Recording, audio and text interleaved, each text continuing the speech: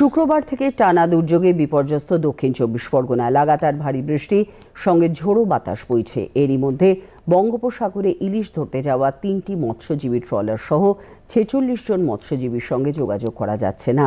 কাকদ্বীপ ও diamond Harbour থেকে এই ট্রলারগুলি গভীর সমুদ্রে পাড়ি দিয়েছিল। সমুদ্র উত্তাল থাকায় খাঁড়িতে আশ্রয় নেয় ট্রলারগুলি। উপকূলরক্ষী বাহিনী গভীর সমুদ্রে তল্লাশি শুরু করেছে। আজ থেকে শুরু হচ্ছে পূর্ণিমার ভরা কোটাল। এটি সারাসারির কোটাল। সমস্ত মৎস্যজীবী ভাইদের বলা হচ্ছে, আপনারা কেউ নদীতে বা সমুদ্রে মাছ ধরতে যাবেন না এবং আপনাদের নৌকাগুলিকে উপকূলে শক্ত কাছি দিয়ে বেঁধে রাখুন। সেই সঙ্গে নদীর সাইডে যিনাদের কাঁচা বাড়ি আছে আপনাদের উদ্দেশ্যে বলা হচ্ছে,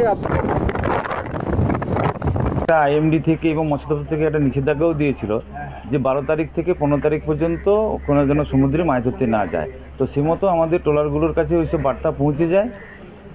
তো আমাদের প্রায় সমস্ত ট্রলার উঠে আসছিল। তার মধ্যে কাকদ্বীপের নীলকণ্ঠ ট্রলার 16 জন ফিশারম্যান এবং ডায়মন্ড হারবারের শ্রীহরি এবং মা রিয়া, এই দুটো ট্রলার মিলিয়ে প্রায় 30 জন এবং এদিকে 16 জন, মোট 46 জন ফিশারম্যান সহ ট্রলার এখনও পর্যন্ত নিখোঁজ। তাদের সঙ্গে কোনো রকম যোগাযোগ করা যাচ্ছে না। তো আমরা অলরেডি আমাদের যে ফিশারি ডিপার্টমেন্ট আছে তাদেরকে আমরা চিঠি করে জানাই যে এগুলো মিসিং আছে।